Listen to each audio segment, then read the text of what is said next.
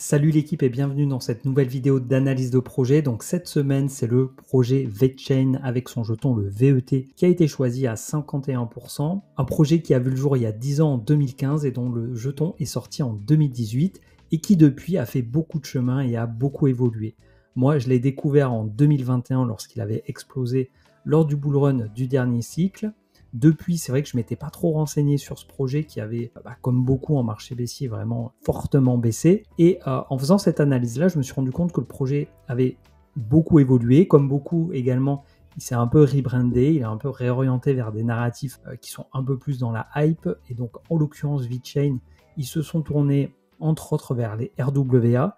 Il y a beaucoup d'actualités sur ce projet, beaucoup de changements qui sont en cours et qui vont arriver également en 2025. Donc, il y aura une partie actu qui sera peut-être plus importante que d'habitude. Et à côté de ça, on verra quand même les critères habituels comme l'équipe, où est basé le projet, quelles sont ses métriques, ses données d'adoption quand on y a accès et qu'on peut les trouver, et également quelle est sa tokenomics. Ensuite, dans une deuxième partie, on ira sur les graphiques pour voir un peu quelle est la tendance sur le jeton principal qui est le VET, et voir quels sont les potentiels niveaux de prise de profit qu'on peut envisager ou espérer sur cette crypto. Pour ceux qui veulent voir un projet analysé sur cette chaîne en particulier, c'est pas très compliqué, il vous suffit de mettre en commentaire le nom du projet que vous voulez voir. J'en sélectionne 4 que je mets dans un sondage dans l'onglet communauté. Donc vous pouvez participer en mettant un commentaire avec le nom de votre projet et également dans l'onglet communauté, voter pour le projet que vous préférez. Et c'est comme ça qu'on détermine ensemble les différents projets qui sont analysés sur cette chaîne.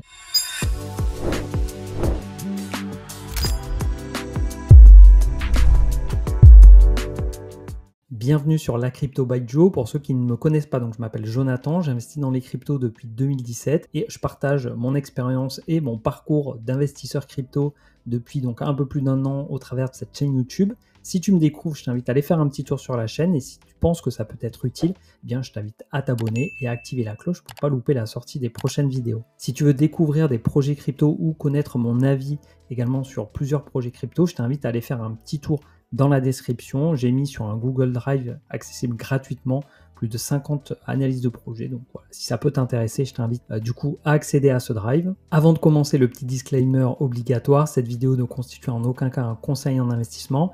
Je partage simplement le fruit de mes recherches et de mon analyse sur le projet VeChain, mais cela ne constitue en aucun cas un conseil en investissement. La fondation VeChain a son siège principal à Singapour, mais dispose également d'un siège à Saint-Marin, San Marino, du coup qu'on voit ici, pour pouvoir développer tout le business sur la partie Europe, sachant qu'ils se sont conformés à la réglementation MiCA depuis peu. Ici, si on se réfère à cette information qui vaut ce qu'elle vaut, l'entreprise, la fondation, compte entre 51 et 200 employés. Ici, on retrouve l'équipe notamment de départ.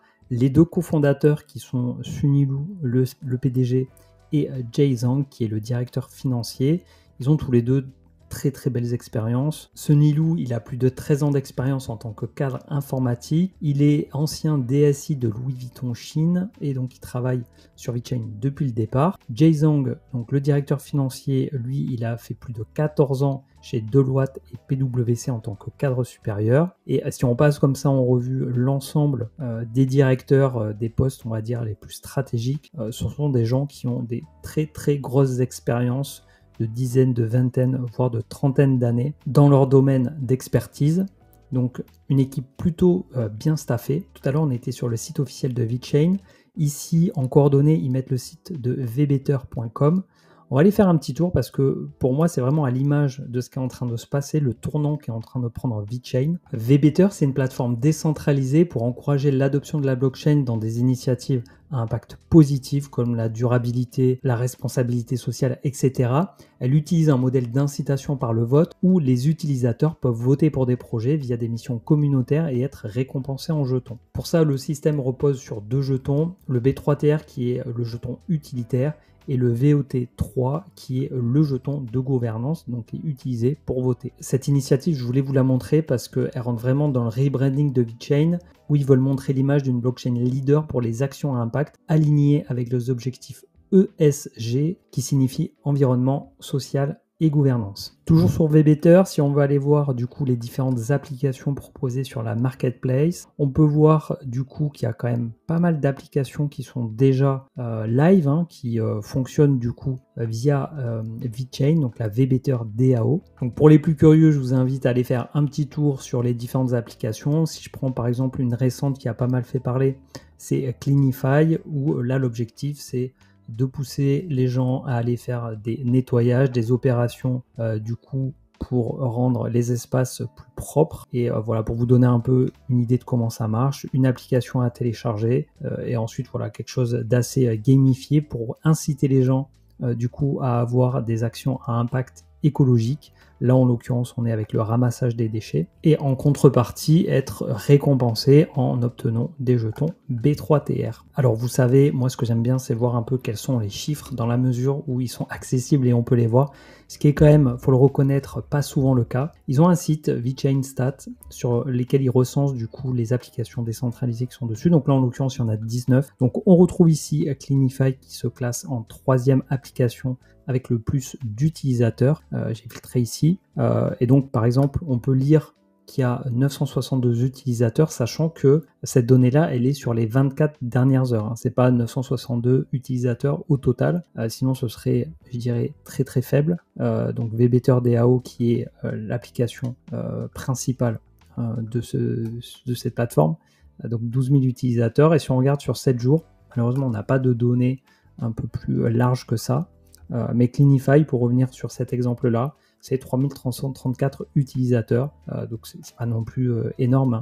Quand on voit les utilisateurs qu'il pouvait y avoir sur certaines applications de Tap2Earn par exemple, on en est très très loin. Mais c'est pas non plus mort, je trouve que c'est pas si mal que ça. Après, il y a beaucoup d'applications qui ont très peu d'utilisateurs, voire qui n'en ont pas. Donc voilà, c'est le début. Pour le moment, il n'y a pas grand-chose, mais je trouve que c'est plutôt peut-être encourageant, un bon départ après avoir, voilà, si ça se maintient dans le temps. Maintenant, si on regarde ce qui se passe sur la blockchain de VeChain, donc qui s'appelle la VeChain Tor, le réseau principal sur lequel va être utilisé le VET et le VTHO sur lesquels on reviendra tout à l'heure dans différentes fonctions et usages. Là, on voit la quantité moyenne de données traitées dans chaque bloc, et je trouve que c'est une donnée qui est plutôt encourageante parce que ça veut dire que dans chaque bloc, au fur et à mesure du temps qui passe, là pour le coup on a quand même beaucoup de recul, on voit qu'il y a de plus en plus d'informations qui sont stockées dans les blocs. C'est pas comme certaines blockchains en fait où les blocs sont vides. Voilà, on a un remplissage des blocs qui est croissant et ça je trouve ça plutôt intéressant. Ici on est sur les nouvelles adresses, donc on a eu un pic en 2021 là au moment de la alt season, là où le prix du VET a fortement explosé, marché baissier, donc le nombre de nouvelles adresses a baissé, et on voit que depuis octobre 2023, le nombre de nouvelles adresses a quand même pas mal augmenté. Il y a des pics donc, qui sont relativement impressionnants, mais globalement, on voit une augmentation du nombre d'adresses assez significatif, allant à plusieurs centaines de milliers d'adresses sur une seule semaine. Donc je trouve que c'est plutôt encourageant quand on regarde en tout cas l'activité sur le réseau, malgré un prix du jeton, comme on le verra tout à l'heure, qui est en difficulté, en tout cas qui se situe sur des niveaux de prix extrêmement bas. Au niveau des gaz utilisés donc pour payer les frais de transaction, on voit qu'on a quelque chose de plutôt constant, avec une croissance plutôt intéressante quand même, malgré tout, puisqu'on a une augmentation assez significative quand même sur le début d'année. Donc globalement, des stats, des chiffres qui m'ont un peu surpris. Je ne m'attendais pas, au vu du prix du jeton, je ne m'attendais pas à une activité en croissance, comme on peut le voir sur les différents graphiques. Ensuite, on va aller sur le médium de VeChain. Vous allez voir qu'il y a pas mal d'articles et qui sont récents et qui sont extrêmement intéressants. On va commencer par le rapport financier du Q4 2024. Ce rapport, il est sorti le 11 avril 2025. Dedans, ils font référence à l'initiative VeChain Renaissance, qui est la feuille de route stratégique pour l'adoption généralisée de la blockchain. Il y a également la soumission, on parlait de MiCA, donc MiCA R, et l'intégration du stablecoin USD GLO, donc, qui a été du coup lancé. Alors maintenant, si on parle argent plus concrètement, donc la trésorerie s'est levée à 454 millions de dollars à la fin du 4e trimestre, soit une hausse de quasiment 8% par rapport au 3e trimestre. Après, c'est aussi lié au fait que le marché a augmenté, puisque dedans, on y retrouve du Bitcoin, de l'Ether et du VET. entre autres. Concernant les dépenses, plus de 500 000 $ investis dans EcoBD au cours du 4e trimestre 2024. Alors EcoBD, je ne sais pas exactement à quoi ça correspond, mais il parle de la croissance de l'écosystème, notamment de la plateforme qu'on a vue juste avant, VBetter. Un peu plus de 500 000 € également sur la partie juridique et financier. Des chiffres en augmentation, notamment pour pouvoir se mettre en conformité avec MiCA, auprès de l'autorité européenne des marchés financiers, donc l'AEMF, qui mettent en avant leur engagement en faveur de la conformité réglementaire et de la transparence opérationnelle au sein de l'UE. L'UE fait partie de leur cible de développement. Pour la partie relations publiques et marketing, on a un montant qui est beaucoup plus élevé, plus de 11 millions de $, répartis, parrainage, événements, soutien essentiel de, comme on a vu encore, l'application VBetter DAO. Donc gros budget sur la partie marketing. Ensuite, les opérations techniques, donc 4 millions de $, donc c'est quand même assez conséquent également. Et donc ça comprend le développement de l'initiative VeChain Renaissance, dont on parlera tout à l'heure. Au niveau technique, il y a pas mal de mises à jour sur lesquelles il faut travailler et donc forcément qui représentent un coût. Et enfin, 4,2 millions consacrés aux outils de développement externalisés et au salaire de l'équipe financée par EcoHop, y compris le service de développement de logiciels et la rémunération de l'équipe dédiée. Donc comme on peut le voir, un projet qui a encore pas mal de ressources financières et qui investit en 2024, sur fin 2024, là en l'occurrence au 4e trimestre, plusieurs millions de $, pour continuer de développer l'écosystème, que ce soit d'un point de vue technique ou d'un point de vue marketing. Alors concernant VeChain Renaissance, on va s'attarder rapidement plutôt ici sur la partie tokenomics. Si vous voulez en savoir plus, il y a un article ici que je vous mettrai en lien dans la description. Un des objectifs au cœur de Renaissance, c'est de distribuer plus efficacement les récompenses à ceux qui participent activement à la sécurisation et à la décentralisation du réseau. Cela entraîne une modification du fonctionnement du VET, qui est le jeton principal, le jeton utilitaire, et le VTHO, donc qui était le jeton de gaz utilisé pour payer les frais de transaction. Maintenant, la génération de VTHO est directement corrélée aux VET qui sont mis en jeu, donc ça réduit l'inflation globale et accroît la pression déflationniste pour synchroniser la croissance du protocole avec la création de valeur à long terme. Le VET, il reste le jeton utilitaire principal de la blockchain. Il alimente et sécurise le réseau et conserve ses fonctionnalités générales, notamment son utilisation comme moyen de générer des récompenses VTHO.